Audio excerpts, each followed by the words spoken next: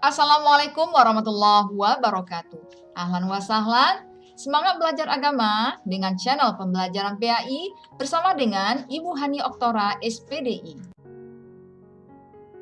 Sebelum kita belajar, Ibu ingatkan kalian semua mengenai adaptasi kebiasaan baru. Wajib memakai masker dan tetap jaga jarak apabila di luar rumah. Selalu mencuci tangan dengan air mengalir, menyediakan hand sanitizer, mengkonsumsi makanan bergizi lagi seimbang, olahraga dan istirahat yang cukup, tidak bersentuhan atau bersalaman, menggunakan transaksi elektronik, setibanya di rumah langsung mandi. Mari kita ikut membantu memutus mata rantai penyebaran COVID-19 dimulai dari kesadaran diri sendiri. Dengan mengucapkan Bismillahirrahmanirrahim, kita masuk materi pembelajaran agama bab keempat yang membahas tentang zakat fitrah dan zakat mal yang merupakan materi kelas 9 semester 1. Berikut ini adalah kompetensi dasar materi tentang zakat, yaitu 3.8 memahami ketentuan zakat, 4.8 mempraktekkan ketentuan zakat. Mari bersama-sama mengamati peta konsep berikut ini. Setelah mempelajari bab zakat, yaitu zakat fitrah dan zakat mal, diharapkan kamu memahami ketentuan-ketentuan zakat, mempraktekkan ketentuan-ketentuan zakat fitrah dan zakat mal, lalu sebagai perwujudan sikap mulia, mempraktekkannya dalam kehidupan sehari-hari. Renungkanlah, Allah Subhanahu wa Ta'ala memerintahkan kita untuk rajin bekerja dan mencari nafkah agar kebutuhan terpenuhi. Bekerja mencari rezeki merupakan kewajiban setiap muslim. Harta yang kita peroleh dari bekerja merupakan karunia Allah Subhanahu wa Ta'ala. Perlu kita ingat bahwa di dalam harta tersebut ada hak orang lain di dalamnya. Siapakah mereka? Mereka kita sebut dengan mustahik, yaitu orang-orang yang berhak menerima zakat. Zakat harus ditunaikan karena merupakan salah satu rukun Islam. Menunaikan zakat berarti kita telah, yang pertama, meringankan beban hidup kaum duafa, mengurangi kesenjangan sosial antara yang kaya dan yang miskin.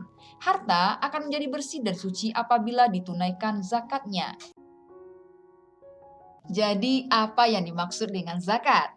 Zakat berasal dari bahasa Arab, kata dasar atau masdarnya zaka yang berarti berkah, tumbuh, bersih, baik, dan bertambah.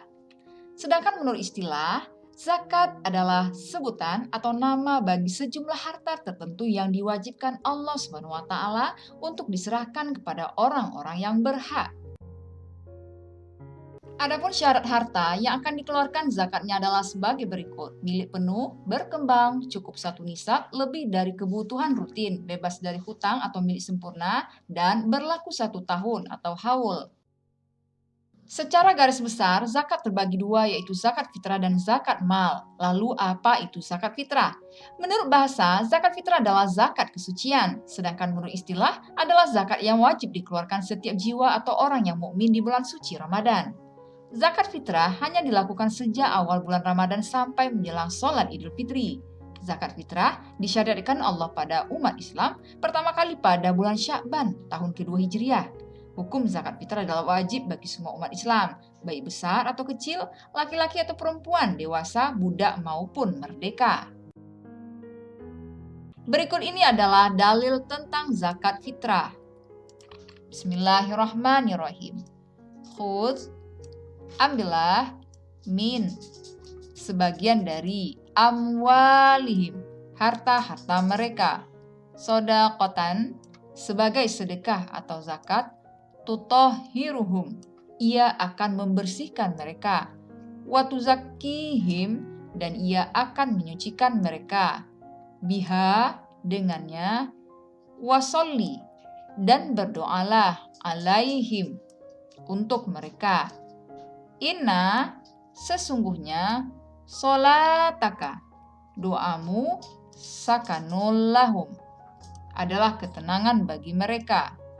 Wallahu, dan Allah, sami'un, maha mendengar, alim, maha mengetahui. Arti lengkapnya, ambillah zakat dari harta mereka guna membersihkan dan menyucikan mereka, dan berdoalah untuk mereka. Sesungguhnya doamu itu menumbuhkan ketentraman jiwa bagi mereka. Allah Maha mendengar, Maha mengetahui. Al-Quran Surat At-Taubah ayat 103. Kewajiban berzakat fitrah berlaku bagi setiap muslim yang merdeka yang memiliki kelebihan makanan satu hari satu malam sebanyak satu sa' dari makanannya bersama keluarga. Kewajiban berzakat fitrah di samping bagi diri sendiri, juga semua tanggungan keluarga seperti istri, anak-anak, dan pembantu yang mengurus pekerjaan rumah tangga. Bahan yang dipakai untuk berzakat fitrah adalah bahan makanan pokok yang bersifat mengenyangkan, banyak ditanam orang, dan tahan lama. Besarnya zakat fitrah yang harus dikeluarkan oleh setiap jiwa adalah 1 sa' atau 3,1 liter atau sama dengan 2,5 kilogram atau uang yang seharga bahan makanan pokok untuk 1 jiwa. Ada 2 istilah yang biasanya ditemukan dalam bab zakat, yakni muzaki, mustahik. Muzaki merupakan orang yang mengeluarkan zakat, sedangkan mustahik adalah orang yang berhak menerima zakat.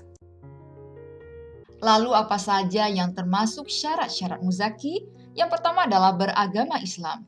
Yang kedua, mengalami kehidupan di bulan Ramadan, termasuk bayi yang baru lahir sebelum matahari terbenam pada hari terakhir pada bulan Ramadan. Demikian juga seseorang yang meninggal sebelum matahari terbenam pada akhir bulan Ramadan. Dan yang terakhir, mampu membayar zakat. Artinya, mempunyai kelebihan harta untuk mencukupi kebutuhan keluarganya pada saat hari raya Idul Fitri. Rukun zakat fitrah. Yang pertama adalah niat. Lafaznya sebagai berikut. Nawaitu an ukhrija zakatal fitri an nafsi fardhan lillahi ta'ala. Aku berniat mengeluarkan zakat fitrah untuk diriku sendiri karena Allah Ta'ala. Berikutnya adalah adanya muzaki atau orang berzakat fitrah. Adanya mustahik, orang yang menerima zakat fitrah.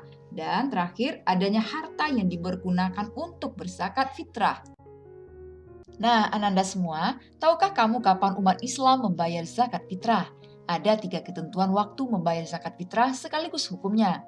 Yang pertama adalah waktu takjil. Hukumnya diperbolehkan, yakni dilakukan sejak awal bulan Ramadan tiba hingga hari terakhir bulan Ramadan sebelum maghrib atau berbuka. Yang kedua adalah waktu wajib. Hukum wajib ini diperuntukkan bagi umat Islam yang membayar zakat fitrah semenjak matahari terbenam atau sholat maghrib sampai sebelum sholat subuh di akhir bulan Ramadan. Dan yang terakhir adalah waktu utama atau disebut dengan waktu afdal, yaitu sejak selesai sholat subuh sampai sebelum pelaksanaan sholat Idul Fitri. Lalu siapa saja yang boleh menerima zakat? Hal ini dijelaskan di dalam surat At-Taubah ayat 60. Bismillahirrahmanirrahim. Innama sesungguhnya sodaqatu sedekah-sedekah lil fuqara'i untuk orang-orang fakir wal masakini dan untuk orang-orang miskin wal amilina dan untuk para amil atau pengurus alaiha atasnya wal muallafati dan yang dilunakkan ulubuhum hati-hati mereka wafir riqabi dan dalam memerdekakan budak wal gharimina dan untuk orang-orang yang berhutang wafi sabilillahi dan dalam jalan Allah wa ba'nis sabil dan ibnu sabil atau musafir faridotam ketentuan minallahi dari Allah wallahu dan Allah alimun maha mengetahui hakim maha bijaksana. Arti lengkapnya, sesungguhnya zakat itu hanyalah untuk orang-orang fakir, orang miskin, amil zakat yang dilunakkan hatinya atau mu'alaf, untuk memerdekakan hamba sahaya, untuk membebaskan orang yang berhutang, untuk jalan Allah Subhanahu wa Ta'ala, dan untuk orang yang sedang dalam perjalanan sebagai kewajiban dari Allah Subhanahu wa Ta'ala. Allah Maha Mengetahui, Maha Bijaksana. Al-Quran Surat At-Taubah ayat 60. Dari Al-Quran Surat At-Taubah ayat 60 tersebut, zakat secara rinci diperuntukkan kepada yang pertama, fakir. Adalah orang yang mempunyai harta sangat sedikit, tidak mempunyai pekerjaan, dan tidak dapat memenuhi kebutuhan sehari-hari. Miskin adalah orang yang mempunyai sedikit harta dan penghasilan, serta tidak dapat memenuhi kebutuhan sehari-hari. Amil adalah pengurus zakat, mu'alaf adalah orang yang baru masuk Islam. Riqab Pada awal perkembangan Islam, zakat digunakan juga untuk menghapus sistem perbudakan dengan cara memerdekakan budak dari majikannya.